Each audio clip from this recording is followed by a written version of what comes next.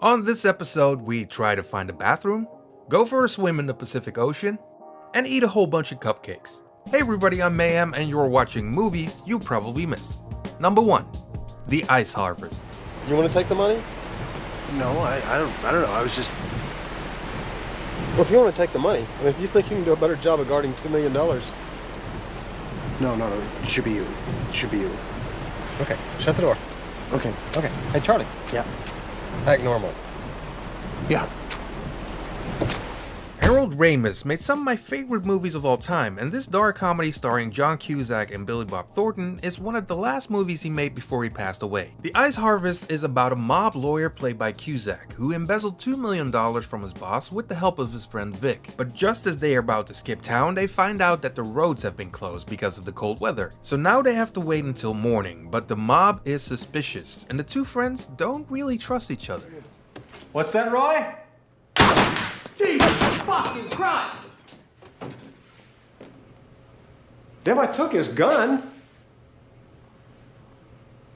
Yes, he must have another one. Must have. This movie went straight to DVD when it came out, but don't let that fool you. Almost every actor in this movie is terrific, and it's one of those stories that's surprisingly good. Definitely check this one out if you haven't seen it. Number 2, The Reef. What's the matter?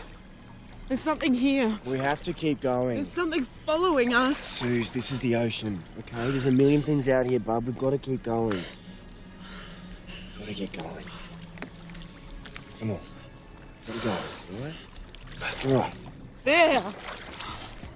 This Australian thriller is in my top 5 favorite shark movies of all time. The Reef is about a bunch of friends who get stuck in the middle of the ocean on a capsized boat. They only have 2 options: stay on the boat and hopefully wait for help, or swim to shore, which is a couple of miles away. Almost all of them choose to swim, but of course, they're not alone in the water.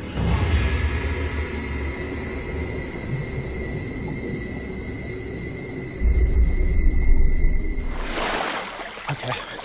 Oh, it's a shark. How big? It's big. It's all right. Come together. If you have a fear of open water like I have, this movie is nerve-wracking. It's especially scary because this is based on a true story. The movie has a minimal amount of CGI, and they used actual footage of a great white that made it look pretty damn real. If you like shark movies, for sure see this one. It is terrifying. Number 3, The Brothers Bloom. I've been doing a lot of thinking the past 3 months. And I've come to the conclusion that you don't want out. You think you do, but you don't. Written and directed by Rian Johnson, this movie stars Mark Ruffalo, Adrian Brody, and Rachel Weisz. It's about 2 orphan boys who grow up to be the world's best con men. They mostly target millionaires, so when they discover the rich Penelope, they decide to do one final job. This will be the last one. You let me go. I'll never ask you to do another con again. Make it a Schwinn.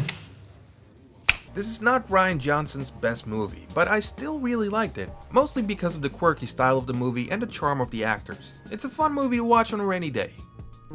Number 4, No, a documentary. And the next thing I know, I'm waking up and, I go outside and I remember her saying, "You got a pitch today." I said, "What are you talking about?" And she said, "San Diego, you got a pitch." I said, "No, I pitch tomorrow." She says, "Oh, no, look.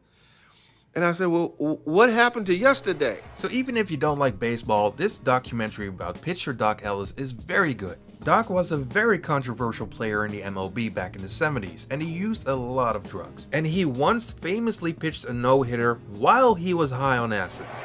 So there I was out there, high as a Georgia pine, tripping on acid. He didn't respond at the time. He was so wrapped up in the game. And then about a couple minutes later, he came back. He said, "Dave, I still got a no-no going." Apart from the entertaining stories about his drug-fueled antics, the movie also tells a more personal story about Ellis. It's definitely worth checking out. And number 5, Smiley Face. Meet me in Venice with the money at 3. Do not make me send my associates over here to collect the hard way. You mean like kill me? Don't, Jesus, of course not. So you'll probably just break my arms then? Break your arms, Jane, what the fuck? I'm a dude who sells weed, I'm not Tony fucking Soprano. This stoner comedy is not the best. In fact, it's pretty dumb. But somehow I still kinda like it. In this movie, Anna Faris plays Jane, a stoner who after she got the munchies ate all of her roommate's cupcakes, only to discover that the cupcakes were full of pot. So now she's the highest she's ever been and tries to fix the mess she got herself into. That sounds fucking awesome. Maybe I should get one. I think you need an appointment. Oh, yeah. An appointment.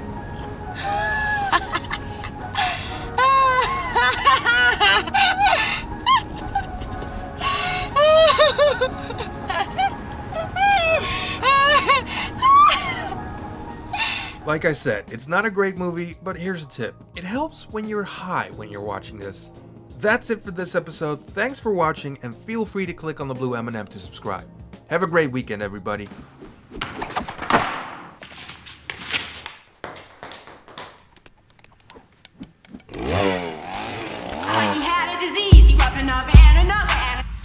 I really am not comfortable with this at all. It's a running chainsaw. I know, but